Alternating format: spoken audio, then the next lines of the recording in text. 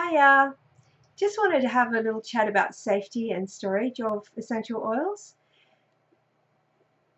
Essential oils are 50 to 70 times more powerful than herbs. So they are extremely concentrated. Like for example, 1 drop of peppermint oil is equivalent to 28 cups of peppermint tea. So that gives you a bit of an idea.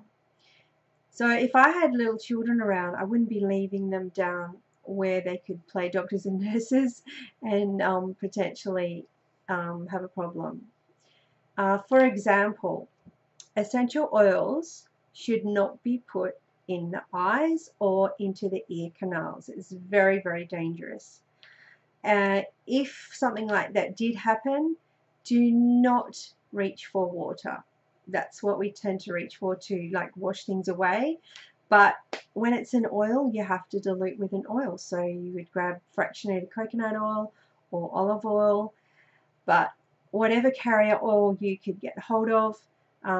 If say the oil was in an eye, just put a drop of the carrier oil in the eye and blink furiously until it clears.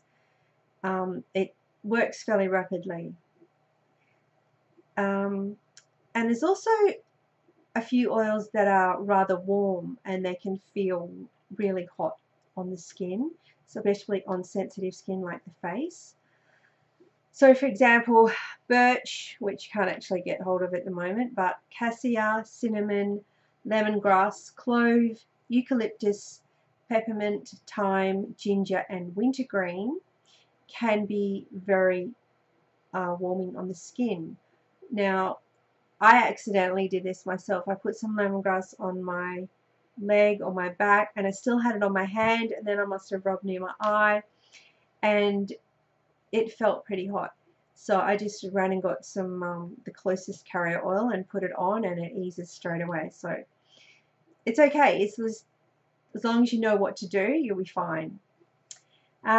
Dilution rates, if you want to apply these oils, for babies, it's 1 drop to a tablespoon of carrier oil, 1 drop to a teaspoon for small children, and 3 to 6 drops per teaspoon for adults. Now, there's another issue with essential oils you have to be aware of, and that is that some of them have a compound in called furocoumarins, if I've pronounced that correctly. It's the citrus oils that can cause your skin to be more sensitive to the sun.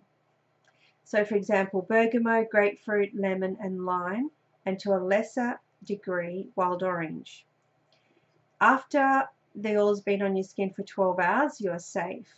But if you put them on and then you went out in the sun, you might sunburn a bit quicker than you would normally. If you're pregnant, you would avoid clary sage. Now, people go by their own intuition during pregnancy with oils. You know, they choose their own safety. Some will continue to just ingest whatever. Others will not ingest during the first 3 months.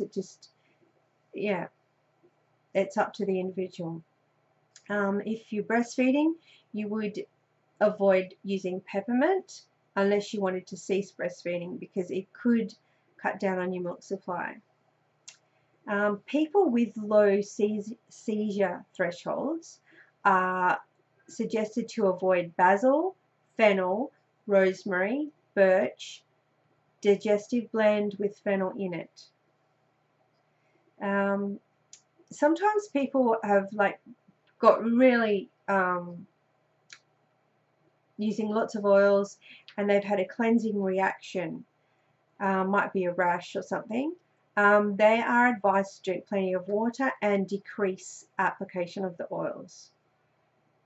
Storage of the oils, it's recommended to keep them in a cool, dark place. Even refrigeration is good. Also, to minimize oxidation, if an oil is in a big bottle and it's mostly empty, there's only a little bit in it, what you could do if you keep your empty bottles, which you can see there's stacks of them up behind me up there, if you can find a little bottle and pour the small amount into the little bottle. That will reduce oxidization if you wish to do that.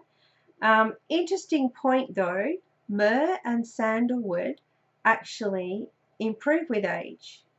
So that's a bit different. But everyone's different, and even oils are different. So yeah, just like you to stay safe in your use of essential oils. So that's my tip for the day. Have an awesome day. Bye.